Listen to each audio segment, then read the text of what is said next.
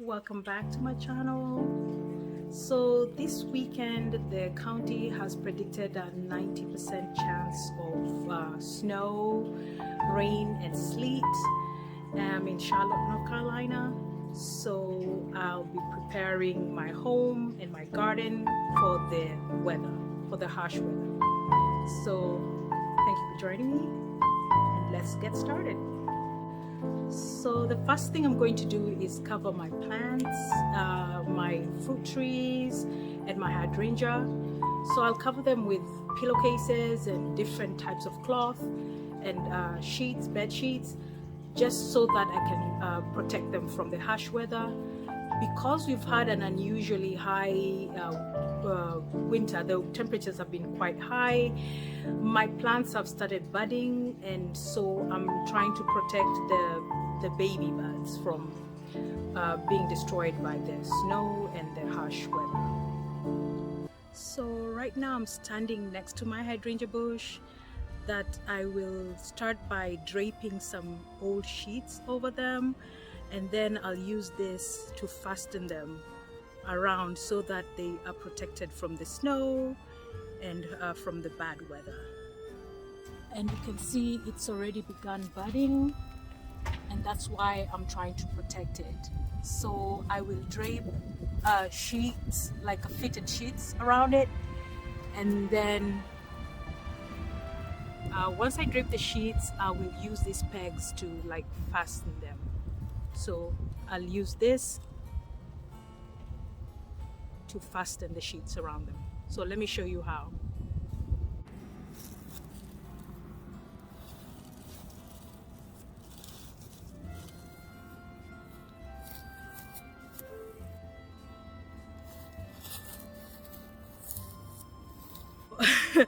I'm not sure the HOA will approve of this. I'm pretty sure they'll write me a letter. So I'm expecting a letter in the mail from the HOA about this, because it looks like an eyesore, but you know, hopefully the snow covers it and they won't even notice it. But you know, you just have to do what you have to do. Okay, so right behind me, this is an apple tree that I'm not going to protect at all because it's been here for years and it's mature, so it doesn't need much protection from the weather. And right next to it, this here is a pear tree. So also it's been here for a number of years and it doesn't need any protection really. And lastly, here's another tree. This is another pear tree that I'm not going to be doing much on because, again, I keep repeating myself, it's been here for years. So I have 3 fruit trees by the side of the home that have been here for years, and there's no need really to protect them because they have seen many winters and they always make it through the winters. Okay, so let's go to the back all the way to the food forest, and I'll show you the other fruit trees that I'll be protecting. So the next thing I'm going to do is to charge my solar panels, because just in case the electricity goes out, I want to be able to charge my cell phone and just to have some power like around that I could use. I have some solar panels down there at the bottom of the garden that I'm charging right now. As you can see, the sun is shining in my face, and this is a good time for me to charge the solar panels so that I can use them in case the power goes out. So let's go down and look at them. Well, let's go look at my panels as we go down towards the food forest. Come on. Are you coming? Come on. So do you see what's behind me right there? That is one solar panel. I've been charging it all day, and I believe it's one of those that we'll be using in case the power goes out. This is so exciting, by the way, guys. I know it sounds crazy, but I mean, it's just exciting that there might be a different, like an event. Like, I'm preparing for this. So that's one of the solar panels that we'll be using in case the electricity goes out. And none of this might happen, by the way. Like none of it might happen, but it's always good to be prepared. And so yeah, let's go on. Let me show you the other stuff. I'm also going to make sure that I have a source of water supply. So I have a little tank that gets some rainwater that is just for emergency, just in case I need to use some water, and my burst pipe, I have a problem with my water supply. I could always use that rainwater. And we also have a little creek that we could also purify the water and use it just in case of emergencies. So of course I'm hoping that none of this happens, but it's just always good to be prepared. So another way I'm preparing myself for the impending winter weather this weekend is making sure that I have water supply. So I have a rain barrel right here. I use it to collect rainwater, and so this is another way that I'll be ready just in case my water pipe bursts, or just in case anything else happens, because you never know. You know, this might all look like overkill, but you know, it's good to be ready, really. So here it is. There's a rain barrel, and I'm hoping it will be useful one day. So behind me is a little creek, and this is another water source that we will be relying on this weekend. So once again, just in case we have no water or something happens to our water supply, we could actually use this water. We could filter it out and use it. So we can get it directly from the stream, then filter it out and use it. Maybe even to just shower, maybe. Yeah, so there is the stream. There you go. And it goes all the way down there.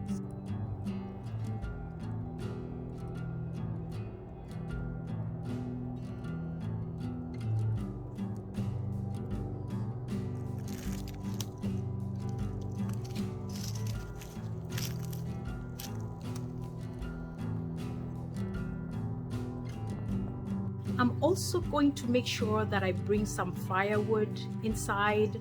So I do always keep some firewood at the backyard, like by the woods. But I'm going to gather some and bring it to the garage so that I have dry firewood in case I need to start a fire. And you know, all this, I mean, it seems a little much, but you just never know. In life, you just have to be prepared. Yeah, you just don't know. Well, I'm right here next to our fireplace, and this is where we store some of our wood. So what I'm about to do is pick up some wood and put it in that wheelbarrow right there, and put it in the garage because I need some dry wood. Once again, if the lights go off, the power goes out, I would need something to provide some heat and also to cook. If I'll be able to cook. Yeah, so I'll be putting this wood right here. You see it? Yeah, I'll be putting it in there. Okay, so please join me.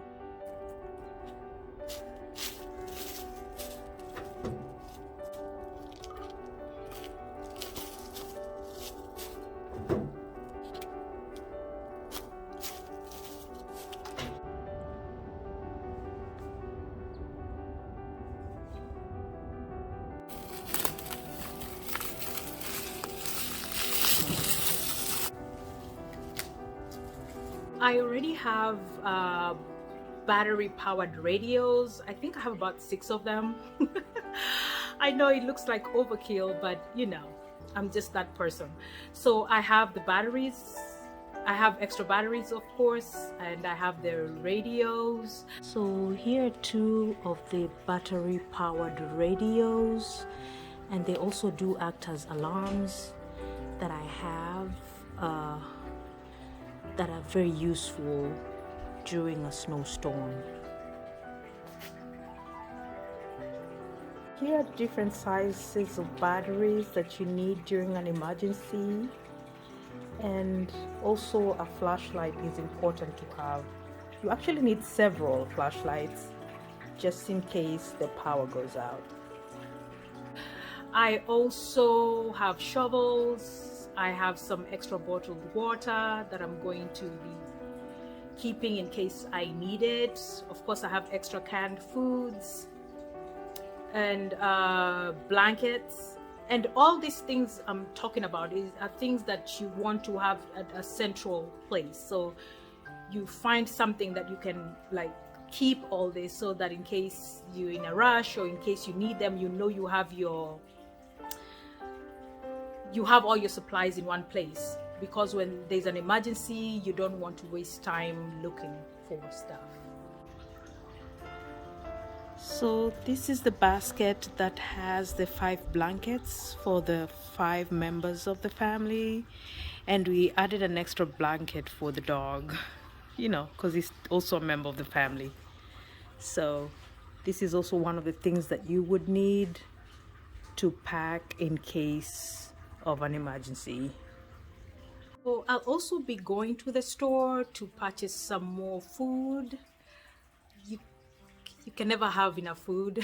And I'm also going to get some toothpaste, just extra, and you know, soap, just extra stuff, because you never know and you just want to smell good at all times. So yeah, so little things like that.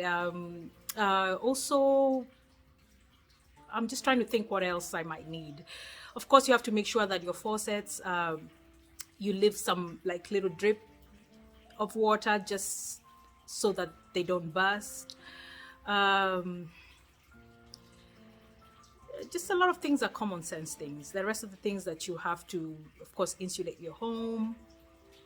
Yeah, but the main things is to make sure that you have food for you, for your pet, you have a dry and safe place to be in, and you have some source of power and light. So yep, and maybe some entertainment. Yeah, some entertainment.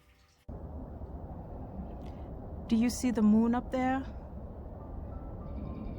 Isn't it beautiful? Look at that.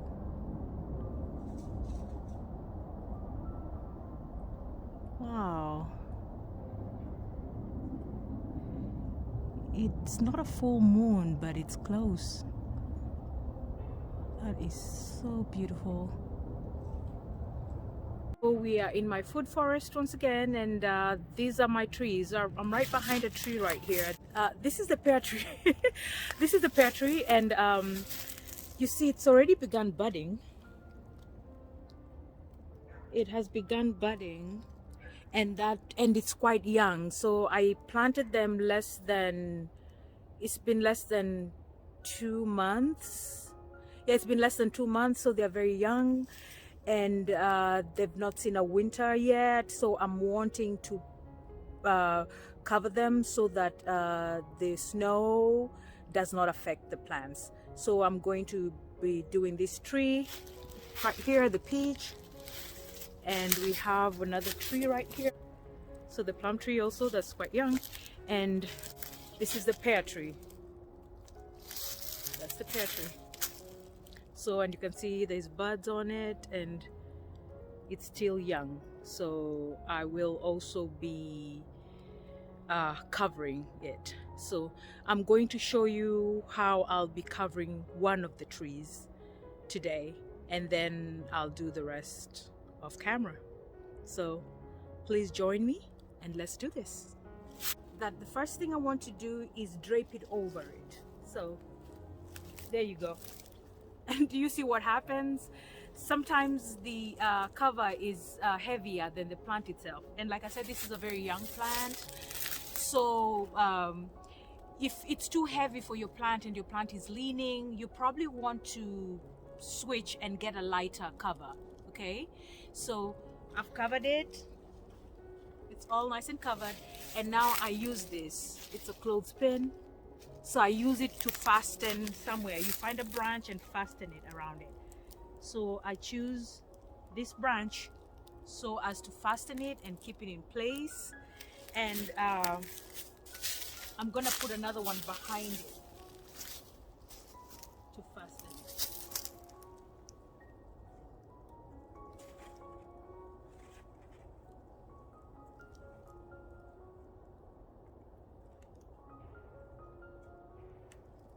There you go. So I want you to look again. So see, that's how you do it. Here's the pins. It's very simple. And if you don't have pins, you can use ties, like zip ties, whatever you have that you want to use, you could use.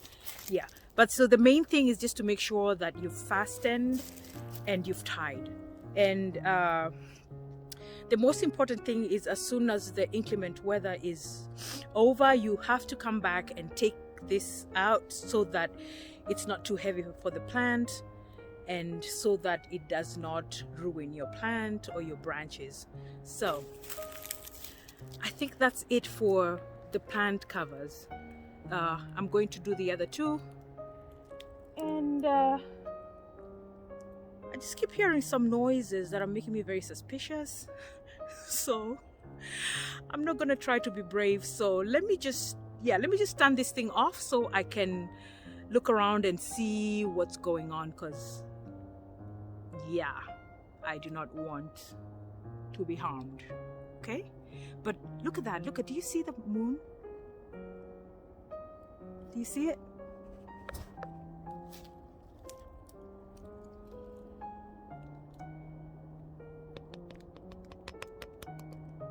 Do you see it? Yeah. I hope you saw that. That's nature for you. Like, it's just beautiful, isn't it? So, thank you and goodbye. Just wanted us to take a minute and look at the clouds. They are just so beautiful. So beautiful. Wow. Look at that. Mother Nature. Beautiful.